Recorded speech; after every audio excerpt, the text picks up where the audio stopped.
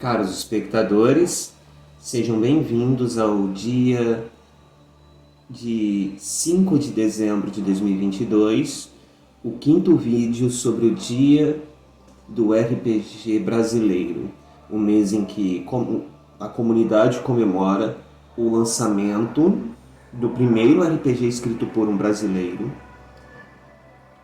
Pagmar, como vocês podem ver aqui, tá? Um RPG de fantasia medieval bem old school e que mostrou que nós não estávamos obrigados a apenas consumir produtos gringos, mas a produção brasileira de RPG. Depois de Tagmar vieram outros, como ontem eu comentei sobre o Millennia RPG, e hoje eu quero falar ainda de futurismo, mas futurismo não espacial. Quando a gente fala em futurismo, entendeu? Tem essa situação que às vezes fica intimamente associado na mente da pessoa que futurismo e RPG espacial é a mesma coisa. Não. Por exemplo, para citar um cenário que não é brasileiro, tem o Return to the Stars, que é um RPG espacial steampunk, é um cenário para Fate. Tá? E tem jogos futuristas não espaciais. E é sobre um deles, brasileiro, que eu quero falar hoje. Solaria RPG. Solaria RPG, ele já teve sua campanha de financiamento coletivo bem sucedida pela Indivisível. Meus parabéns, Leonardo Rimuri e equipe da Indivisível. Vocês são ótimos, vocês são bons, vocês fazem um trabalho extremamente profissional. E eu tenho certeza que, ao contrário de uma certa editora grande, Jambô, vocês vão entregar tudo dentro do prazo, bonitinho, conforme estipulado. Solaria RPG é um cenário escrito por dois brasileiros, Luluzinha e Ozymandias. Inclusive nós do Fate Masters fizemos até um episódio com eles, eu não vou lembrar o número do episódio agora, mas está lá no Spotify, quem quiser procure e acha, Fate Masters. E qual é do Solaria? Solaria se apresenta como Solarpunk. Embora eu diga que é um hope punk com solarpunk ao mesmo tempo. Por quê? Num futuro distante, uma sociedade resolveu seus problemas ecológicos, como emissão de carbono e tal, por meio do desenvolvimento de tecnologias verdes sustentáveis.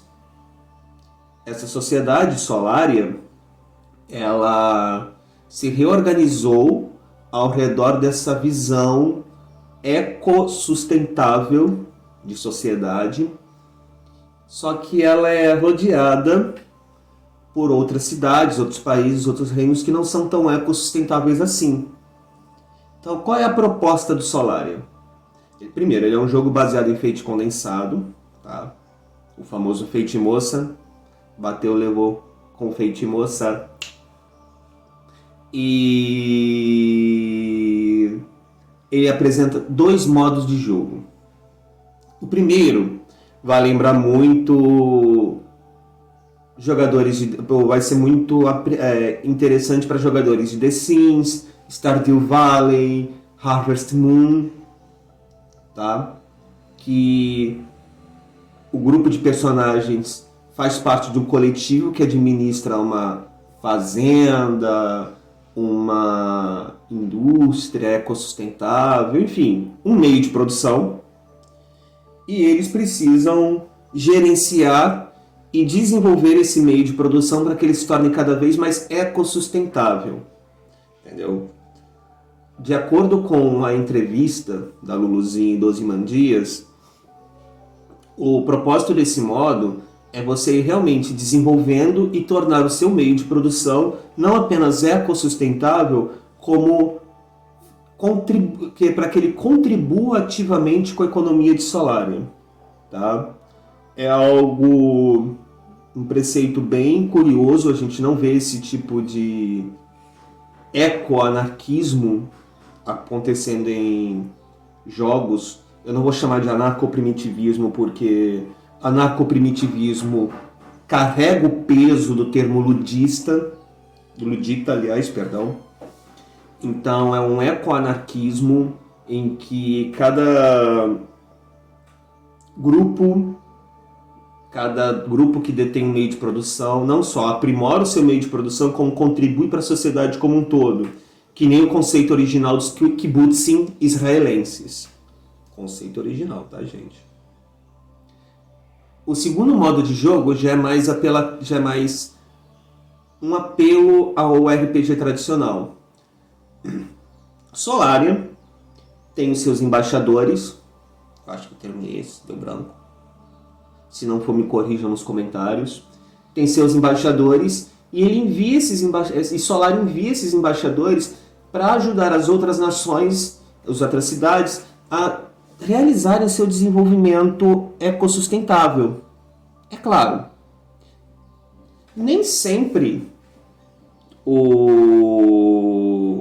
a sociedade que recebe os embaixadores tem interesses em criar uma economia ecossustentável. Isso é visível até no mundo real. Por exemplo, Tratado de Kyoto, que quase todos os países do mundo assinaram, que é um compromisso para reduzir a pegada de carbono e desenvolver economias ecossustentáveis. Os dois países mais poluidores do mundo, Estados Unidos e China, não assinaram o Tratado de Kyoto.